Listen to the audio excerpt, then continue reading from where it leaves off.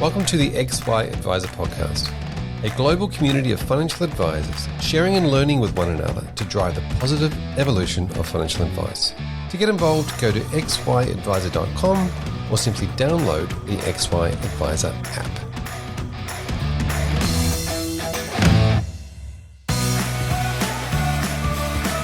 This episode is proudly sponsored by Integrity, your partner for life.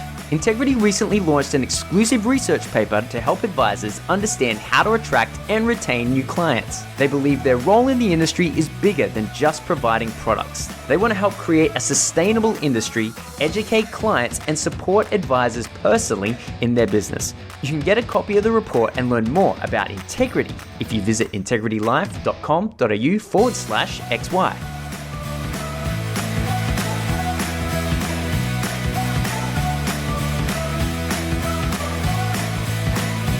Welcome back to the XY Advisor Podcast. I'm Fraser Jack, and today I'm joined by one half of the Fox and Hare dynamic duo, Glen Hare. Welcome. Hi, how you doing, Fraser? Very, very well. Thank you for coming and hanging out again. We've chatted a few times, and obviously you've been on the XY Podcast a couple of times yourself. Yeah, in its very infancy, I think, probably about 3.5 years ago. So, yeah, it's really, really grateful to be back. Yeah, it's fantastic, and we've followed along on your journey. I guess over the last sort of four and a bit. Well, no, just under 4 years, hasn't it, since you started? Just under 4. Yes, about 3.5. Sometimes it feels like forever. Sometimes it feels like we just started yesterday. Depends on the day of the week.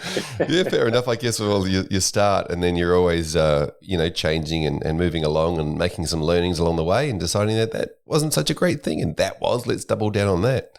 Yeah. Totally. Yep. Fantastic. So let's get into now. As we record this, you've just had a couple of weeks off. You are all fresh and ready to hit the ground running and get through winter. Tell us about you just had a holiday and now you're all ready to go. Mate, very fresh. I literally got back only yesterday from 2.5 weeks cruising around Tassie. First time to Tassie for my partner and I, and it was, like everyone told me it was going to be, absolutely amazing. It was so good. Can't recommend it enough. Hobart, Launceston, Bay of Fires, good food, good wine, amazing wildlife. We saw Tasmanian devils, quokkas. We went to Maria Island. So this huge island. It was actually a convict settlement, and the really bad convicts would go there because it was an island off the mainland of Tasmania, but there's a wombat colony, and it was just so good, amazing, fantastic. So that's our tourism guide to everyone should be going to Tasmania, and a big shout out to all the Tasmanian advisors. You guys are obviously living the dream down there. Living the dream, definitely. So, mate, let's get into your business, because there's been so many great things that have come out of what you've done over the last few years. No doubt you've learnt some ideas too that you probably wouldn't try again. I think that's the key to a lot of businesses. You try stuff, it works, it doesn't. Let's start with you, Glen. I look at your LinkedIn profile, and there's your description of what you do is you help people make their money work harder, and then there is an emoji of a pumped up gun. After that, does that kind of sum you up? Does that sum you up as a human? Yeah, pretty much. I mean, the challenge that we face in our business is our ideal Fox and Hare member doesn't really know what an advisor does. So if I said, Glen Hare financial advisor, they'd be like, great, that's all well and good. Yeah, I've heard about you on the Royal Commission. Yeah. Yeah, exactly. Whereas if we use this terminology around making your money work harder, that really does resonate, because everyone, and I'm sure there's a lot of advisors listening in that, people come into their office, they're like, oh, I don't really know what I want to do, but I know I should be doing something. So yeah, that's really what sums me up, and probably sums the business up to a certain extent. But making that money work harder towards a specific purpose is also a really powerful conversation. We may touch on that later in the conversation today, Fraser. But not just making your money work harder for the sake of it. What are we actually making it work harder towards? Yeah, fantastic. And so I guess this probably leads into a conversation that we can sort of have around the marketing that you do and the way that you phrase things in a way that's like member directed rather than the crap terminology that we use all the time. Totally, 100%. Yeah. So tell us about your marketing. Let's start with your website. I know that you guys put a lot of work and effort into this as the first port of call. Yep. Yeah, we did. And it was actually one of our mentors. Originally, we're going to do, not spend a great deal and try and kind of do the website ourselves and use one of those templated versions. And because we thought they looked really good for the price that you kind of pay, but we did end up engaging a creative agency to help work on our website. And again, in the interest of transparency, it cost Jess and I, my business partner, about $15,000 to set it up. And it was a huge project, a 6-month, probably 9-month project. And, we did not understand, and having never worked with a creative, like I've got an accounting background, Jess and I were both at Macquarie, like we'd never worked with a creative agency. We really didn't understand how the relationship would work. We expected to just go, okay, we just want a really amazing website and this is what we do. Can you go away and create it? What we didn't understand is how much direction we would have to give that creative agency, because you really need to be incredibly prescriptive around what you do want and what you don't want, because in reality, they don't know really what we do and they can't envisage what's in our head if we don't tell them. So that was a huge learning curve for us and a very, very challenging, very costly exercise. We're really happy with where the website's at now. In saying that, the website was launched about 3 years ago. About 18 months ago, we then started looking at the data. One of my favorite sayings is data knows better than we do. And we're looking at where are people going to our website and where are they actually dropping off. And what we noticed was people were going to the home page, but they weren't going to all the back pages. So they were either moving forward and booking a coffee or something through the home page, or they were dropping off on the home page. They weren't actually seeing all the back pages around kind of what we do and who we work with and all that kind of stuff. So we then went through a process of about 18 months ago to update the home page to try and be more directive to send people to those back pages. Where we're at now, and this is something that we haven't started yet, but the next step will be to go back to the data after 18 months and see how that has worked. Have we actually had an uptick in people going to actually read those back pages? Because it's all well and good to have amazing, good-looking back pages with really great content that you're really proud of, that you've had a copywriter write, and you think, yeah, that really hits the mark. But if no one's seeing it, it's kind of irrelevant. So, it's a bit of a trial and error. And the website's one of those things, like a lot of things in business, it will never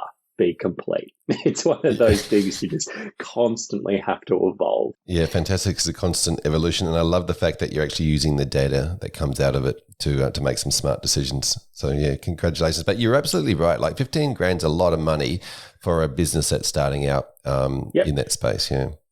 Yeah, and we, Jess and I, again, interest transparency, we didn't borrow any money. We saved our asses off for a good 3.5 years before launching the business, because we didn't want to cut corners when we launched. We wanted to make sure that we could do things properly. And sometimes that just costs a little bit of money. Yep, fair enough. And it's not just the agency you use, but it's also, you looked at some, with regards to the website and a CRM behind it, and all those types of things, rather than just your standard, here is a website that's separate as a standalone thing, and here is a sort of a marketing CRM.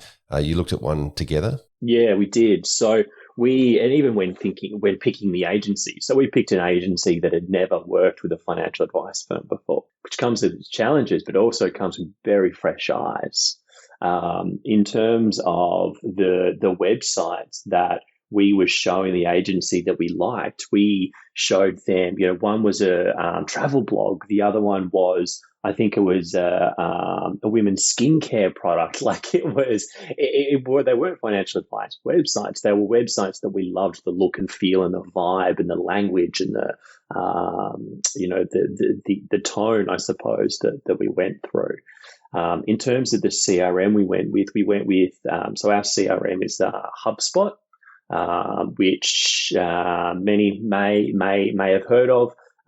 It's the way that I would describe it. So you've kind of got Salesforce for, I would argue, probably the bigger enterprise businesses. I know when I was at MacBank, they were moving to Salesforce at the time. HubSpot, they do focus on smaller businesses. So their sweet spot is probably for, startups anywhere to probably 50 to 100 employees.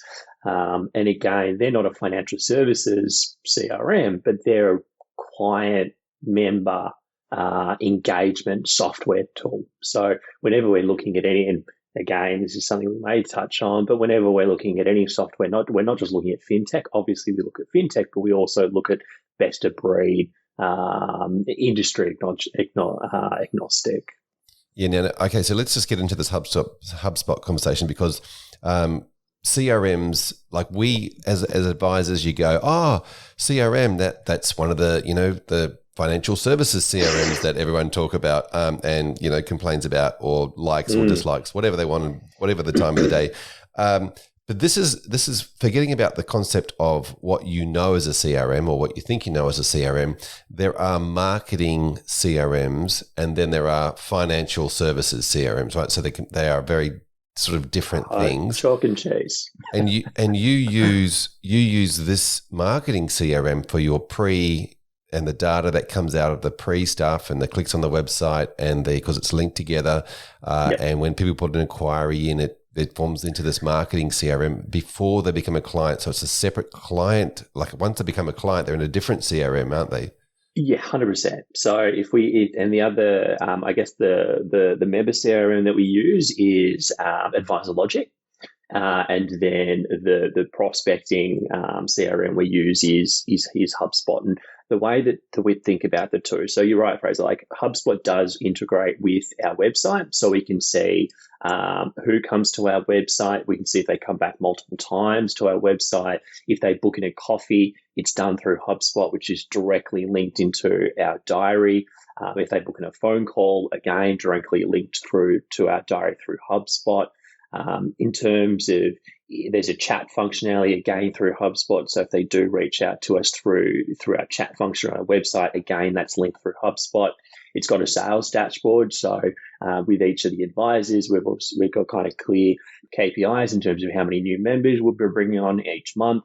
There's a dashboard functionality at where people are at in kind of that sales pipeline, and also that onboarding process. But once they go, yep, cool, clean, Glenn, keen to become a member and sign our membership forms, they then go into our Advisor Logic system. And, I've never had any dealings with or used Xplan, or I've never used any kind of advice software apart from Advisor Logic. But in terms of the CRM functionality, it's here's a name, here's a number, here's an email. That's kind of it.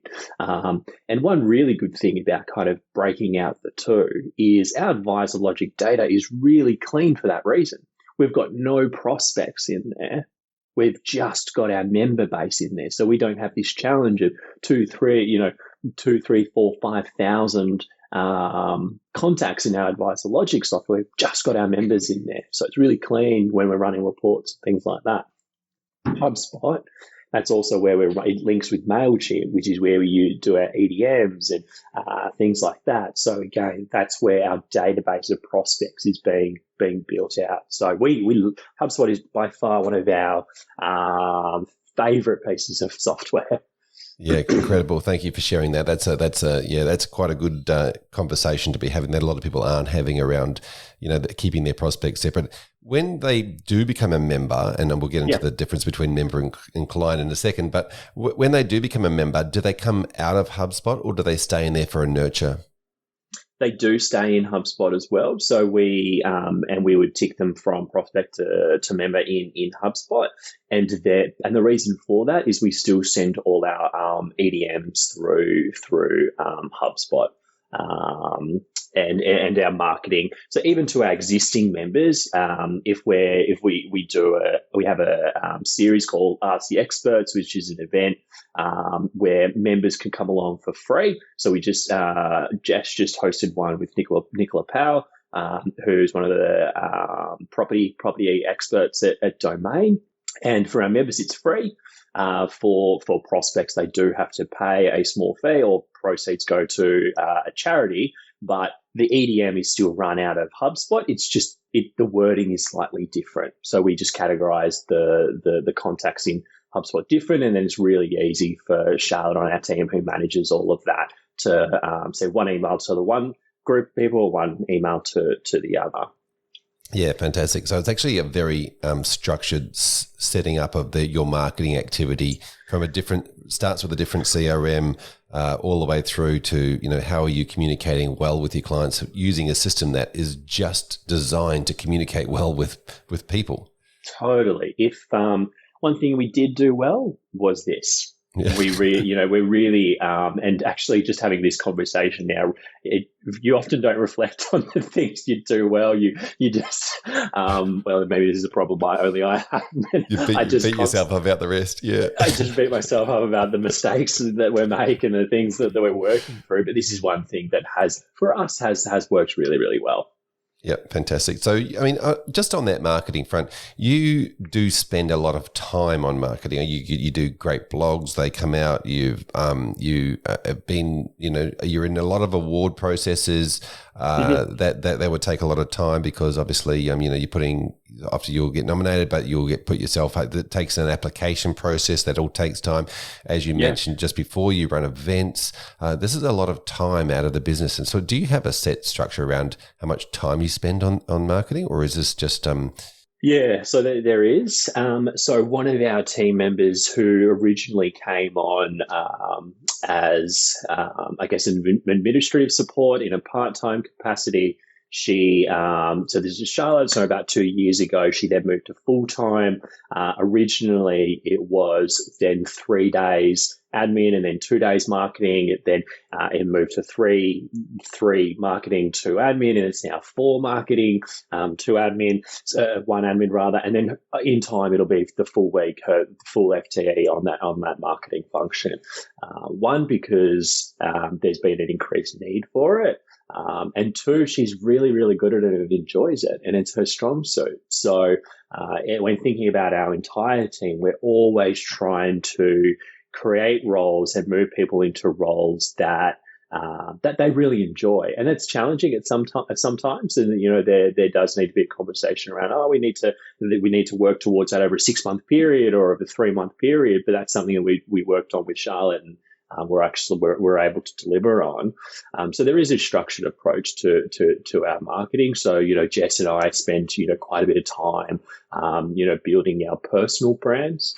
We also spend a lot of time building the Fox and Hare brand. And that's through different mediums. So obviously through your socials, your Instagram, your LinkedIn, your Facebook, which is probably where about a third of our prospects come through, that digital platform. And that would include the website as well. So people just simply Googling us. So that would be about a third of the opportunities. And then a third would come through from our existing members, referring their friends and family. And then, so probably a third digital, a third coming through from existing members. And then the other third would still come from your traditional referral partners. So we've got a narrow and deep relationship with a number of professional partners. So your buyer's agent, your mortgage broker, your lawyer, etc., accountant that we trust, and then they obviously trust us as well. So digital probably makes up a third of those opportunities. Yeah, that's fantastic, and obviously it's classic diversification, right, from a business point of view. Yeah, 100%. And some months it'll be more digital, depending on, if we've got an award that month, or we've been in quite a number of publications, we get quite a bit of spike. Looking at our data again, we, interestingly, so we don't have a podcast ourselves, but when appearing on podcasts, that's actually where we get a lot of people reach out off the back of those. And we've been on quite a number of those financial podcasts and others. We do a lot of work in the D&I, so diversity and inclusion space, just does a lot of work in kind of female empowerment space. So they may not necessarily be financial advice or, finance podcasts, but people just reach out and go, oh, actually, that person sounds legit, or that person sounds like someone I can have a really personal conversation with, and reach out off the back of that. So yeah, it's good. Yeah, fantastic. I love it. I love the fact that it's structured. I love the fact that then, you talk about that's nearly a full-time role. How many people in the business? 10. So 10 full-time employees. It's been staffing, as probably most people listening in can attest to, is challenging. We've had a couple of people who have joined and then have moved on, and felt that maybe it's not the right place for them. And one thing that Jess and I are now have very front of mind when going through, and we are looking to hire another financial advisor and an associate for that matter. Whenever we're looking for the appropriate fit, it's really one of the things that we're really focused on now is this term around flexibility. And the reason why I just wanted to call that out is our industry, for better or worse, is still very much focused on I guess the older demographic, and that's great. There's certainly a huge need for that. Whereas what we do and the members that we work with are very different. And in terms of articulating our value proposition, we have found that it takes time to learn.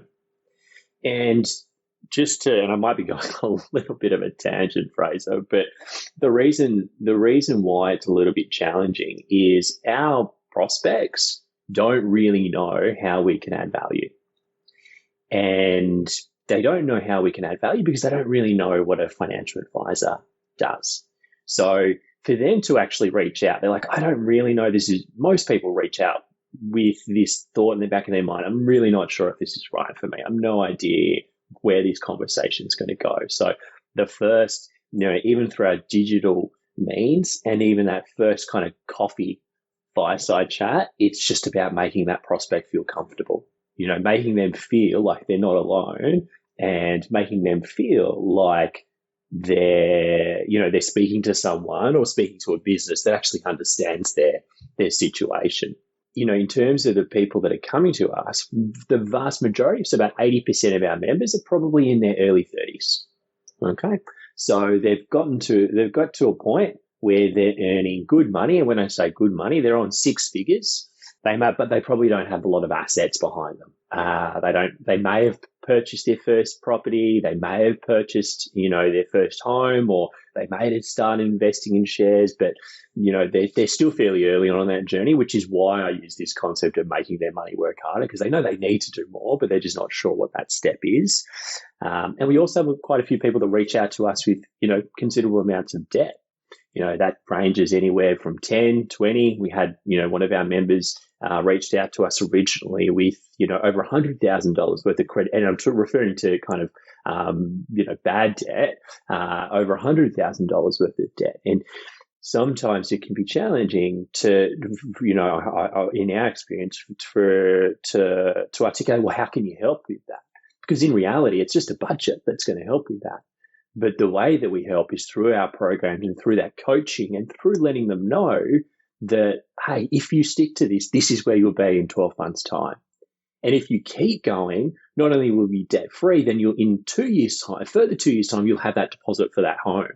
So then you've got that prospect sitting there in front of you. They've gone, okay, I'm in debt now. I don't see how I can buy that property or that investment property that I want to. But you're telling me that in 3 years' time, if you stick to this, that I'll be there. And the beauty of cash flow is you stick to it, you get there.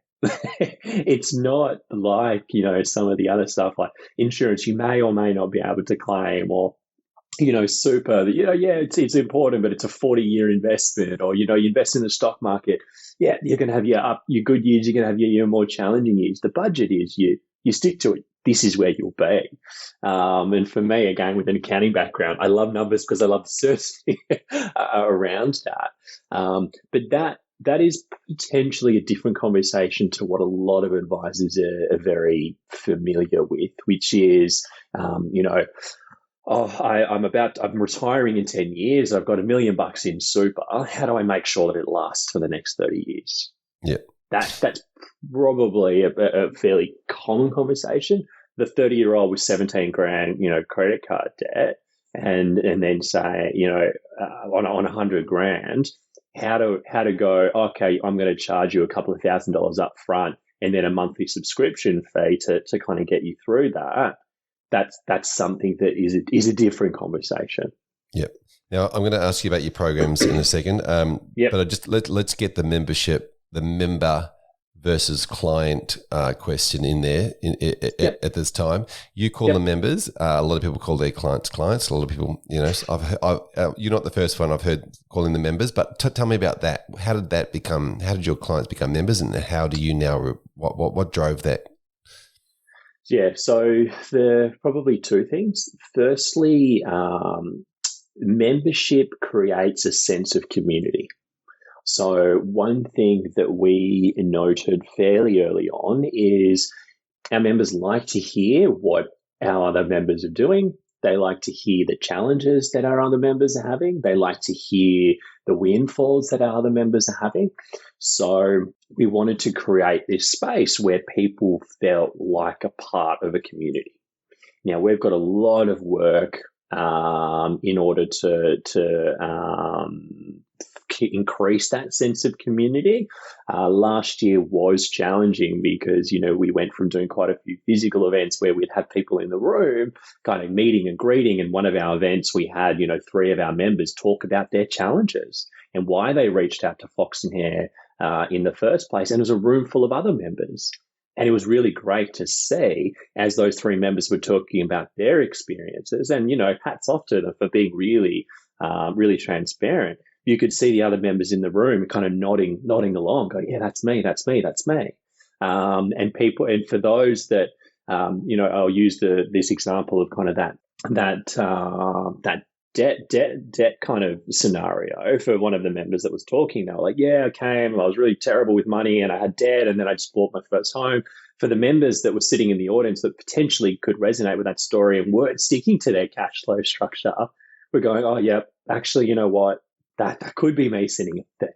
That sense of community is something that we want to we embrace, but we want to probably increase more.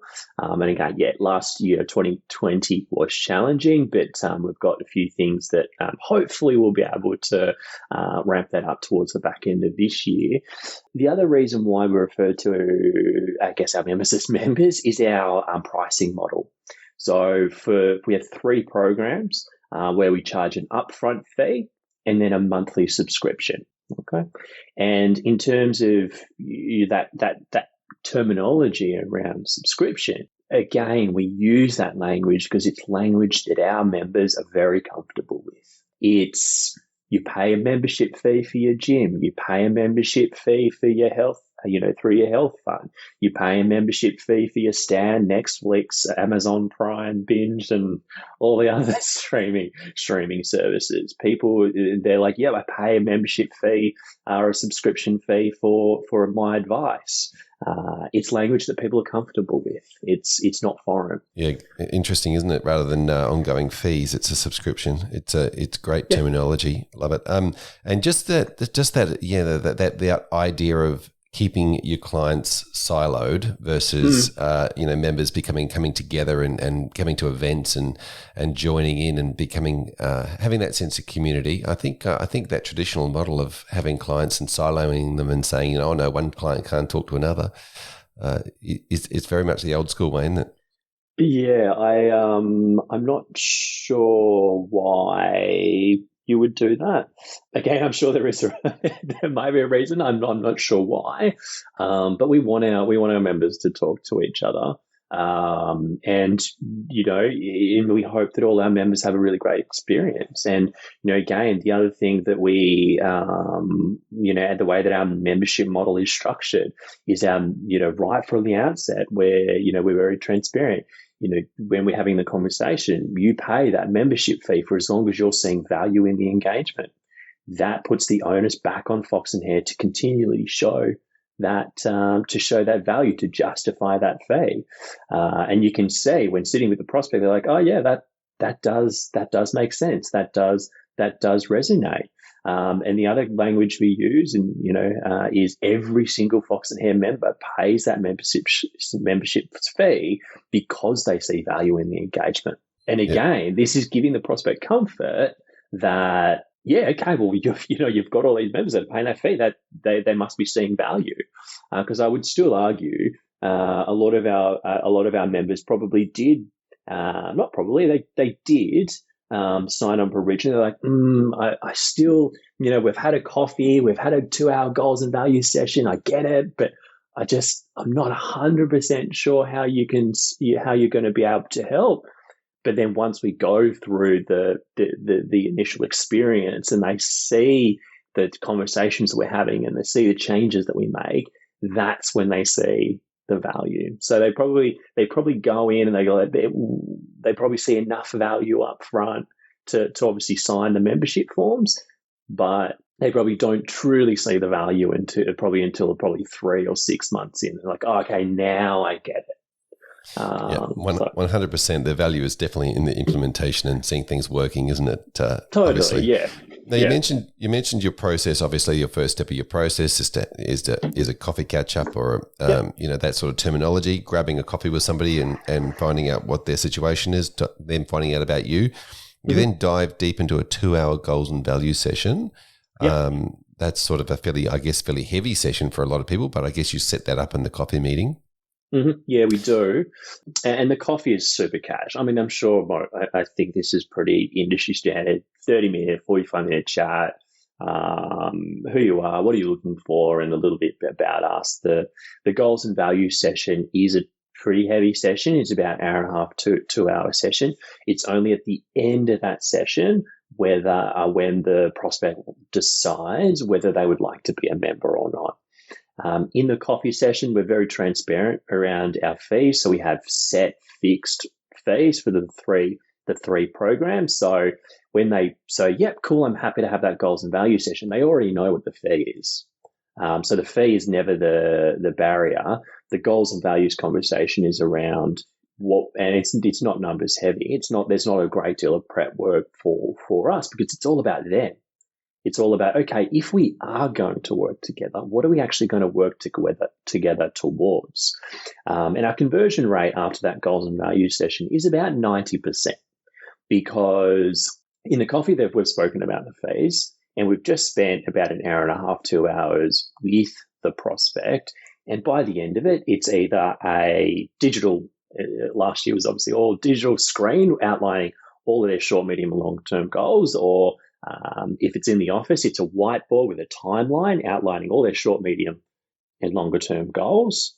And then the end, the question at the end of that session is, would you like us to help you achieve everything that we've just spoken about for the last 2 hours? Very rarely will you have someone go, nah, I don't want any of that anymore. I don't actually need your help. Sorry, I was just kicking tires. Yeah. Yeah. So, and I love the goals and values session because it's, just some of the techniques that we use. So obviously very open questions. One mistake I have seen people make in these sessions is assume people's goals. And it's very clear that, working with our members, there's no linear path. Like, our members aren't, going to school, finding their high school sweetheart, getting married, having kids, buying a house, staying at the same job for 30, 40 years, retiring and moving to a nursing home. Like, it is just not like some of our members never want to have kids. Some of our members never want to get married. Some of our members never want to buy their own property. They purely just want to make their money work harder to build a passive income so that you can then travel the world. Some of our members want to start their own business. Very rarely will a member stay in a business or a company for more than 5 years. They're moving all over the place. So we should never be assuming what it is that we think that they want to achieve. The other thing is, if I'm in the room, and I love doing these probably face to face, they work fine digitally, but I love to run these a bit more of a workshop. I will ask the member or the prospect rather to write the goals on the whiteboard. Rather than me up at the whiteboard writing them down, I sit down and I ask them to write their goals on the whiteboard. And if it's a couple, this is where it's the best. I'll ask one of the individuals to who wants to be the scribe, and then they have to get up on the whiteboard, and then I'm an observer. I'm an observer there, Fraser. Like, I'm sitting there and the couple are having a conversation. Okay, what do we want to achieve over the short term? What do we want to achieve in the medium term? What do we want to achieve over the long term? And they're having that conversation. It's a really easy session for me because I can just sit there and observe. Okay, cool. Yep, that makes sense. And while they're doing that, I'm just jotting down notes, right? Yeah, okay, well, this is what we could do here. This is what we could do there. And it ensures that they're more engaged as well. Because it's very easy if someone else is scribing like, oh yeah, that'll do. Oh yeah, that's fine. What they wrote is clear. Whereas if they're up at the whiteboard doing it, there's a much higher level of engagement. Oh, absolutely, and they take greater ownership of that the results, I think, too, in that scenario. Yeah. Now you got your programs. You get sorted. You like a boss, and then of course the world domination, which I love. Now and you mentioned that there's set pricing. Like you at the very beginning when you're doing your coffee catch up, you say these are our 3 programs, these are our 3 memberships, these are our subscriptions, et cetera, et cetera. Is there additional fees for additional complexity if they choose one and then want additional stuff? So, good question. So the Get Sorted, the way I'll answer that is just kind of differentiating the three programs. Get Sorted is someone that really has no assets, no liabilities. They're probably in there, they've just started earning close to 6 figures, or they're at home and they're earning 80 grand. So their disposable income's huge. They're still no rent, not paying for anything. So they've got, $5,000 every month that they could be doing something with. So that will probably be the Get Sorted program. The Like a Boss program is probably our flagship program where the majority of our members sit. And that's the program where they've bought their first investment property, their income is starting to tick up, closer to probably 120, 150. So it's, starting to increase, and their propensity to earn is also increasing. They've got a share portfolio. So there's added complexities there around, tax strategies and things like that. World domination is for those who have quite complex financial structures. So we have very few members in this program, but we also have a lot of members that aspirationally want to be in that program. So that's for those that are typically running their own business, have family trust, potentially a self-managed super fund. So they've got quite, a number of things going on. So in terms of the programs, the way that we position it is, for our members or the prospect has the ability to pick the program that feels right for them. However, we will guide them on what we feel is the most appropriate. So if we have someone that is, has quite complex, not complex, but they've got a few things that we will need to work through with them, but they're like, oh, I think I'm Get Sorted. We will have a conversation around why we don't believe that is the case, to ensure that, again, we're being remunerated for the work that we do, and also that they see value in the program. And, again, the engagement is quite different between the Get Sorted and the Like Boss program. The Get Sorted program is there's the annual progress meeting. We do check in with them, throughout the year, and we have technology that also helps with that. But the Like a Boss program, we're catching up with those members every 12 to 16 weeks. So again, quite a higher, much higher level of engagement because of the complexities. And so also the fact that One thing, again, coming back to our conversation around the conversations we're having with members and finding the right advisors for Fox and Hare, our members' worlds are changing all the time. And they don't even realize how much their worlds are changing until they probably start working with us, because we've had people that have joined the Like a Boss program and they're like, oh yeah, Glenn, okay, cool. I'll go with that program, but I may want to move down to the Get Sorted if, we don't need that high level of engagement. And the conversation from our perspective is always absolutely no problem. If you don't feel that you need that high level of engagement, that's cool. We can go down to the Get Sorted program, knowing in the back of my mind that things change. The amount of times that people change jobs, people get a pay rise, people get paid a bonus. Everyone's having babies. Our members are having kids, or their relationship. We've had quite a number of members this year where we've had the individual join. And they've been in a relationship, but it's still been pre-money conversations. And then as they've been with a member for us for with that kind of 18 months, 2 years, then they're like, oh, I'd love to get my partner involved. So it's the conversations are all like, there's always something happening. It's not, again, the traditional, hey, I've got this sum of money, make it last for the rest of my life.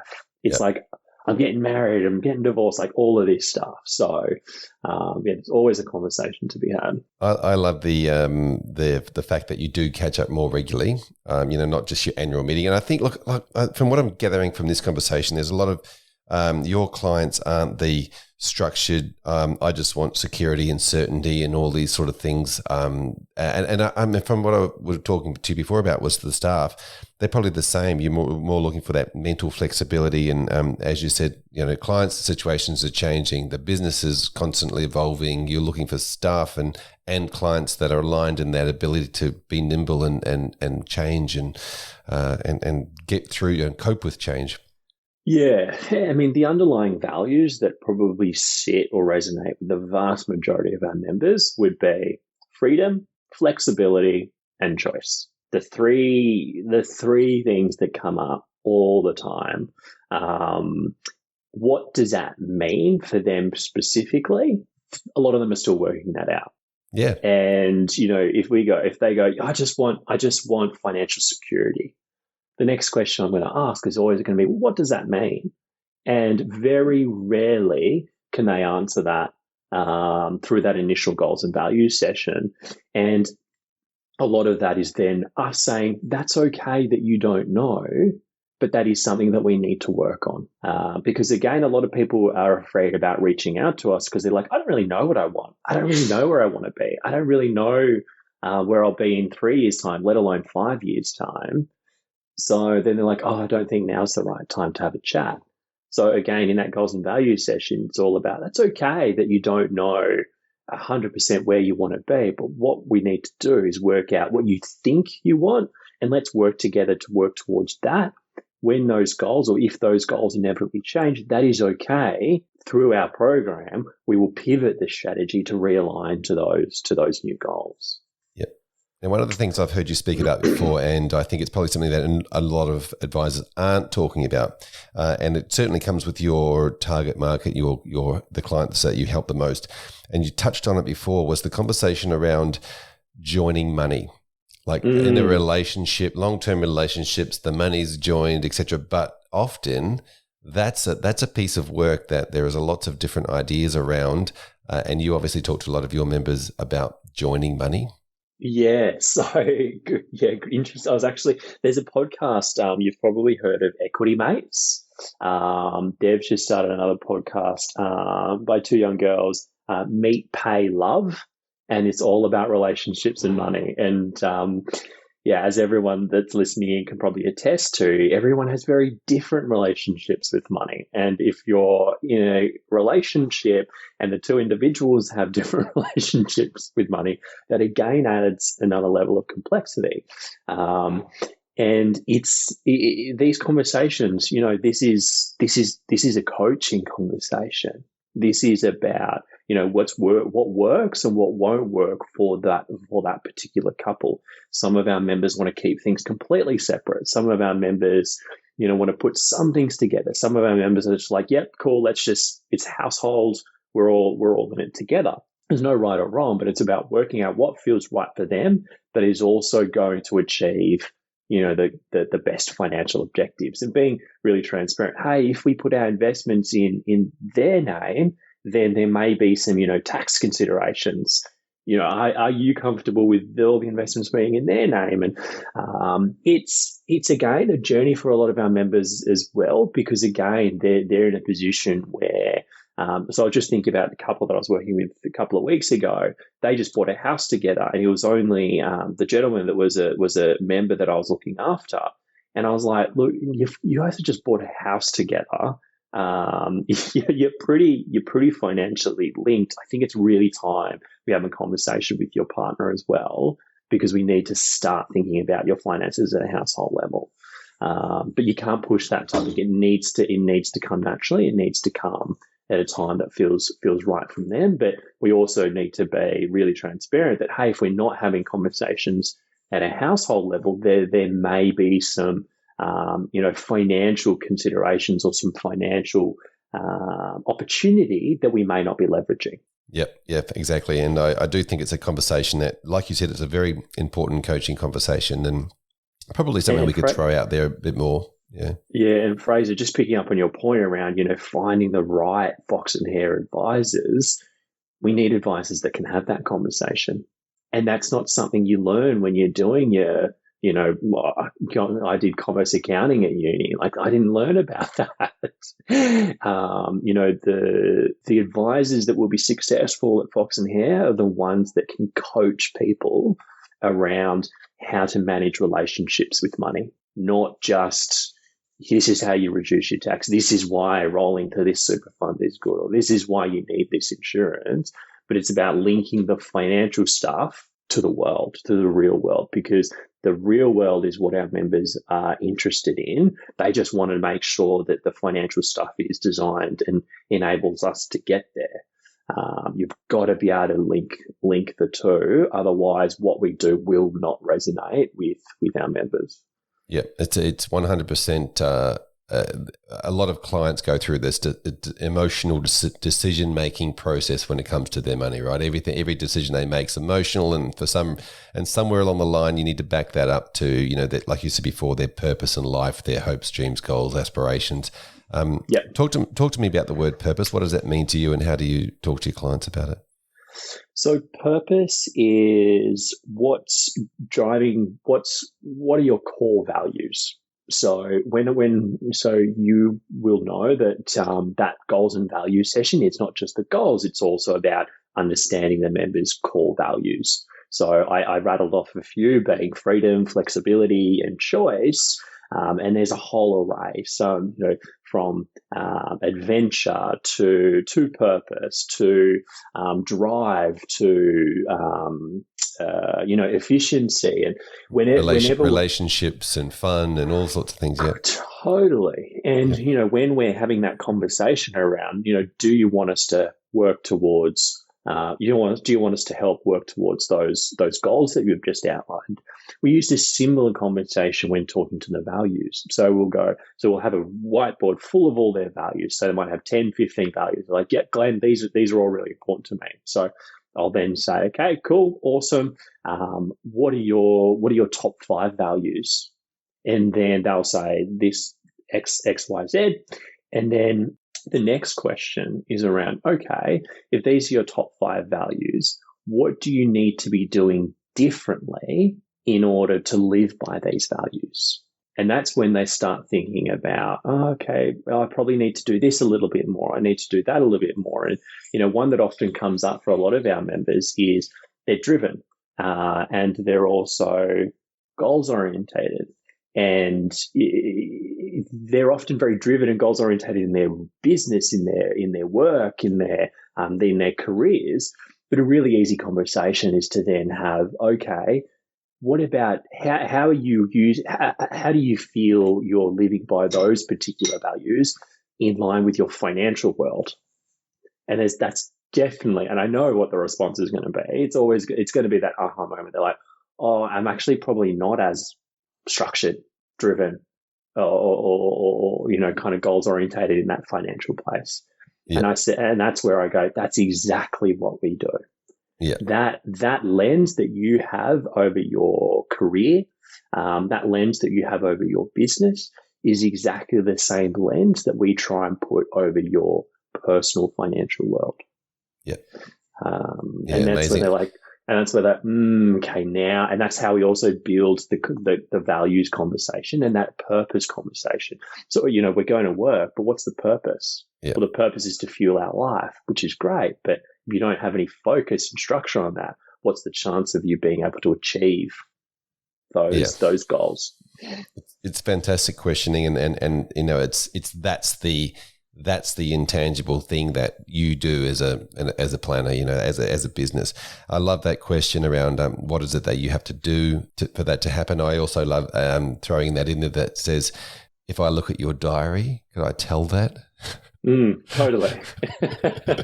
You said you've got these values and purpose in life, and this is what you want to do. So if I look at your diary, is that what it looks like? And the people think, oh crap, yeah, I'm doing a whole lot of stuff that doesn't make me happy. No, very good, fantastic. So there's a lot going on. There's been a lot going on, and as I mentioned before, it's you're looking from the outside in. You're doing some great work, and congratulations. If I quickly go back, just from that marketing point of view, one of the things I wrote down the concept around 10% of your time is going towards marketing, from what I can sort of gather. Yeah. The conversation around staff and flexibility, I think, is an interesting one too. I think, is there any sort of tips that you would give to sort of with staff, hiring, employing? I think it's different for everybody. Like we're in a business that is growing rapidly, and it's 3.5 years old, so it's still a startup. And our changing our programs, changing the way that we do things, it's happening all the time. Like we're not in a business that's 15 years old and we've got that really strong foundation, and we're just kind of making tweaks and little things here, little things there. Where we've certainly got a strong foundation, but we've probably got a foundation that's it's probably like what can I use? It's kind of like more in Japan, like how they've got all like the tectonic plates and things like that, and earthquakes. That you've got to be able to you've got to be able to move. It's not that strong thing that's going to crack. You need flexibility. And the other thing is from a hiring perspective, again, this is just for us. We need those that can really have those high EQ, really high EQ, and can have those coaching conversations, because a lot of our members are earning good money, but they're not motivated by money. Right. So if we're just talking about, you can save an extra, you're going to be able to save tax here, or your investments are going to go up, this much, or super is really important because of this, this, and this. That's great. That's obviously what we do, but you need to be able to relay it to the real world. Like, what does that mean for their life and their life goals? Yeah, that's really piece. That is such an important piece. Now, I just want to quickly talk about some of the technology you're using. We mentioned HubSpot obviously earlier as a CRM. Talk us through the rest of your, I hate to use the word stack, but the rest of your, the things that you use. You mentioned that you do a lot of comms to clients, obviously things like SMS, messaging going out, those sorts of things. Talk to us about the technology you're using. So technology that we're using, probably, so some of the key players, so HubSpot, definitely. Our advice back-end kind of modeling tool is Advisor Logic. We're on Microsoft 365. In terms of our socials, so we use a platform called Hootsuite, which many may be familiar with, that helps with kind of the scheduling of different posts and things like that. What else do we use? My Prosperity. So we do use My Prosperity, and that's where we're able to track a lot of our. So we've got a white labeled app that sits on our members' phones, and that's where we're able to track whether they're actually hitting the goals that we agree to.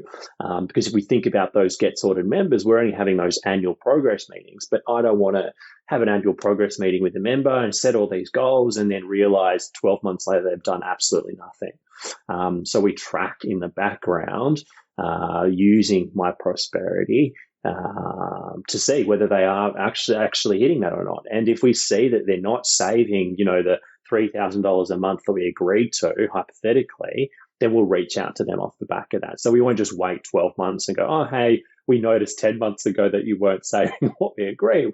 We will reach out and say, hey, we need to have a conversation. And the conversation, again, is it's not, hey, you should be saving $3,000 a month because that's what we agreed to. It's, hey, you know how we're going to buy that investment property in 18 months' time? Because you've only saved $2,000 instead of $3,000, we've just pushed that back a month, as long as you're okay with that. And, and then the conversation may lead, if that goal's no longer important to you, that's okay, but I just wanted to make sure. And that's when they go, oh, no, it is important to me. I need to get back on track. Yep. So it's kind of this, what's the saying, leading with a carrot.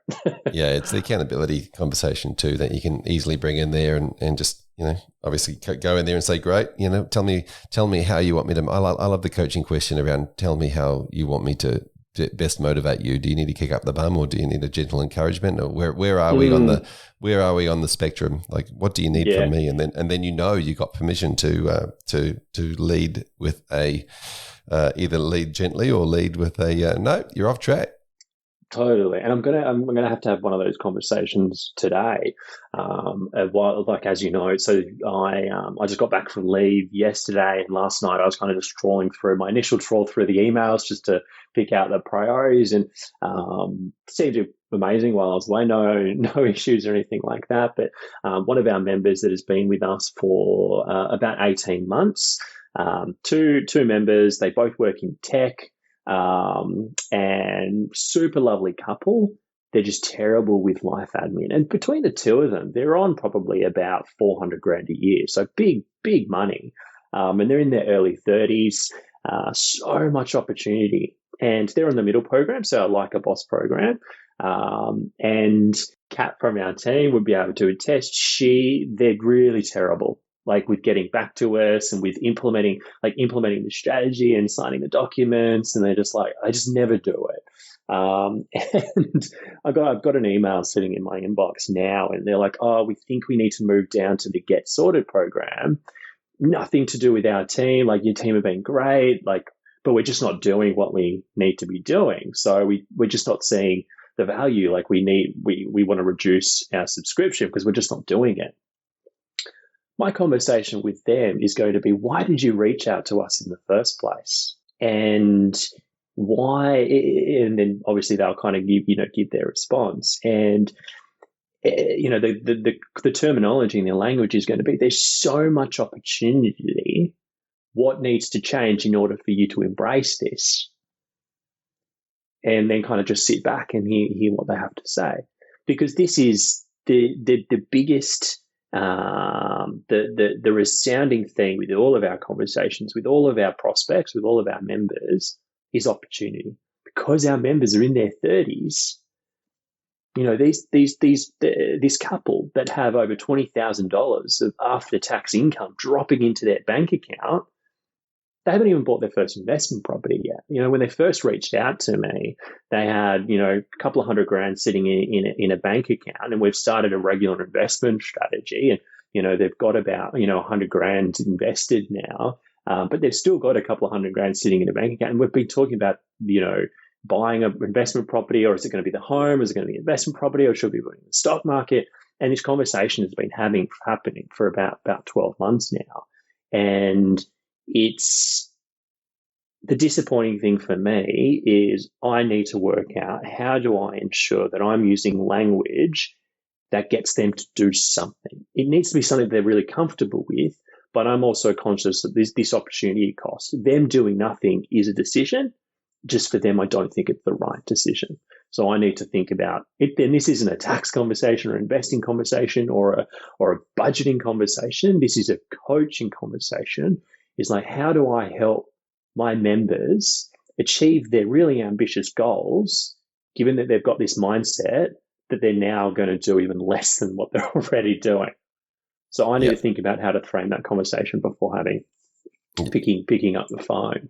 But yeah, sorry, mate. Just there's tangent now. There's definitely a lot of that motivational conversations where we need to think about how do we best motivate somebody to do the right thing for themselves. Totally, or do something. Fantastic. So look, a lot of exciting stuff going on. Tell us what the future holds for you. Where are you off to from here? What's changing?